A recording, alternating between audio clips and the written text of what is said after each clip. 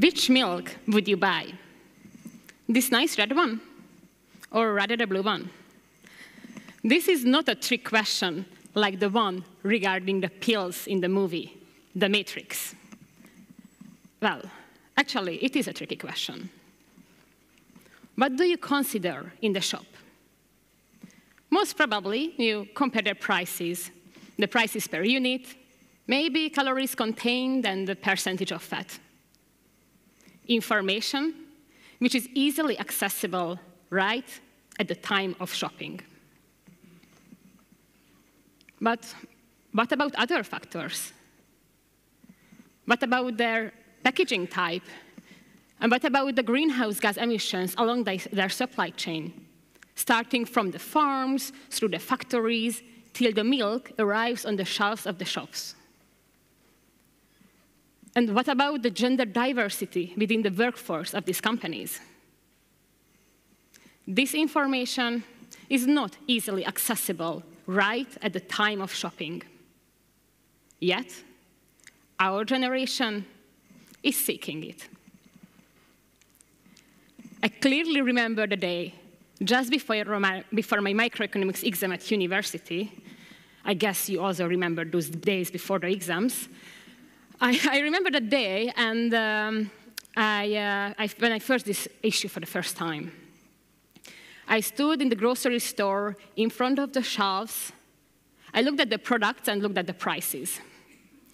Thanks to the exam stress and, of course, the long hours preparing for it, terms like market power of the company, level of competition in the market, inflation, and other terms that driving the prices of the products came to my mind.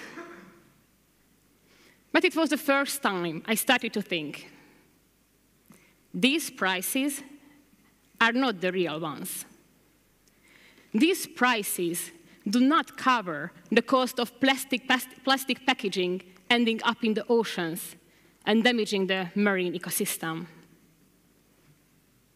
These prices do not cover the cost of greenhouse gas emissions, damaging the human health and the environment. And these prices do not cover the economic loss caused by gender inequality within the workforce of these companies.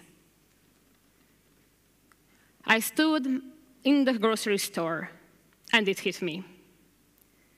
Even if I wanted to make a more sustainable and ethical consumption decision, I simply could not. There was no available information right at the time of shopping. Yet, I was seeking it. After successfully passing all my microeconomics, macroeconomics, and econometrics exams at University College London, I started my career at a very traditional industry, banking. As an investment and corporate banking analyst, I have understood how businesses work, understood their income statements and balance sheets, and made many, many business models and financial models. I made analysis to finance companies across a variety of industries, started from software startups to heavy truck manufacturers. And there was one particular project I got excited about, the financing of a solar farm. As a fresh graduate coming out from university with the ambition of changing the world for the better, I felt that I can have a positive contribution towards sustainability via projects like that one. I have fallen in love with impactful business ideas and decided that I would like to dedicate 100% of my time working towards impact. So I followed my gut feeling, stepped out of the traditional banking career path, and stepped on an alternative one. I continued my career at a venture capital fund, financing startups that generate both profits as well as positive social or environmental impacts. It was the first time when I saw that investment decisions can be made not purely on financial results, but also based on impact results. I have learned that, similarly to financial results, impact results can be measured. But I have also learned that, contrary to financial results, impact results are not measured in a comparable and transparent way. Biofinancial analysis is made using data and following clear guidelines, so there is a straightforward way how to calculate the profits of companies. Impact analysis is driven by qualitative assessments and subjective questionnaires. So there is no straightforward way how to measure the impact of companies. Throughout this time since university, I have not forgot about the question I faced at the grocery store. These prices are not the real ones. They do not enable me to make more sustainable and ethical consumption decisions.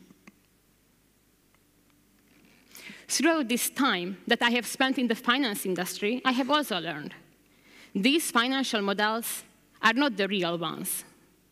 They do not enable investors and company leadership to make more sustainable and ethical investment decisions. And these two problems have the same root cause. Environmental and social impacts are not measured in the language of finance.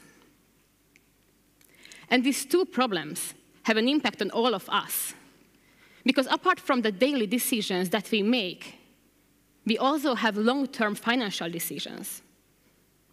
Just think of your pension fund. Do you know which companies have you invested in?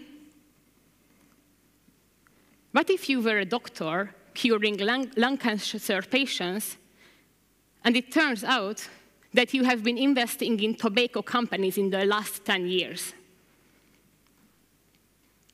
We should all stop for a moment and ask ourselves, is it okay that we understand the prices of products and the profits of companies, and hence we make decisions in this information, but we do not understand the impact of companies to the wider society and the environment, and hence we do not make decisions on this information?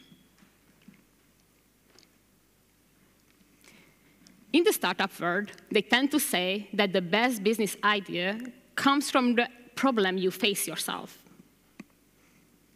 In the startup world, they also tend to say that the same business idea can come from many people. These two statements proved to be true when I saw the job description of a startup that works on putting a dollar value on the impact of companies. It was pretty obvious to me.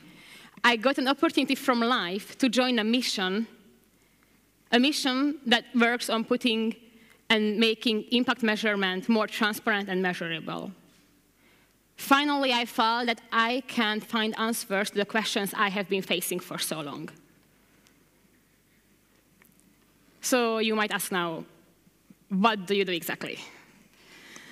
Well, working at a startup means that I am involved in all sorts of projects and responsibilities, but let me walk you through the steps of impact measurement, the area I gain expertise in. The way I get started is that I look at all sizes of companies across the world, understand their business models, their income statements and balance sheets, pretty similar to what I was doing in banking.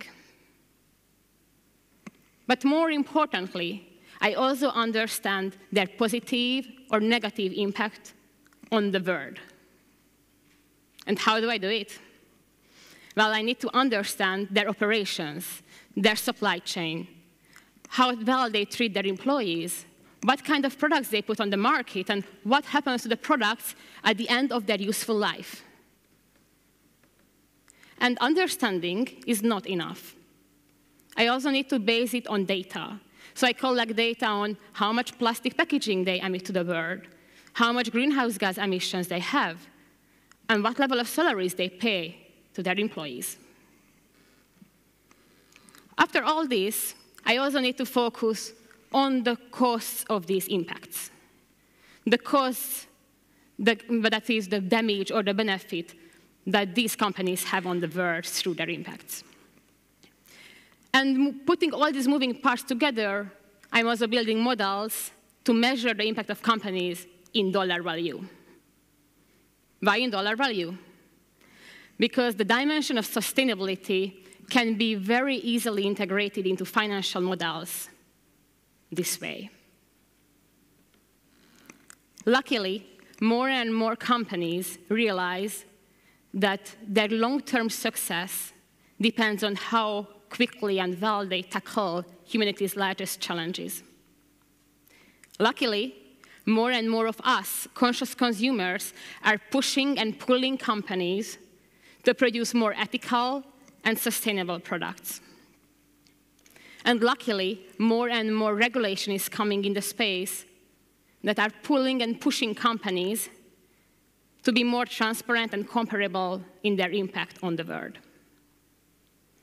And even if ongoing political conflicts and economic downturn might put a slowdown on these positive trends, we should never forget the decision is in our hands.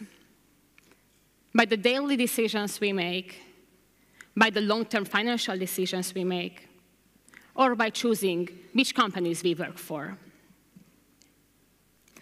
And going back to our milk example, how would your purchasing decision change if I would tell you the blue milk should be 3 times more expensive than the red one because the producer of the blue milk treats animals in an unethical way, emits 3 times more greenhouse gas emissions to the world, and pays salaries lower than the local living wage?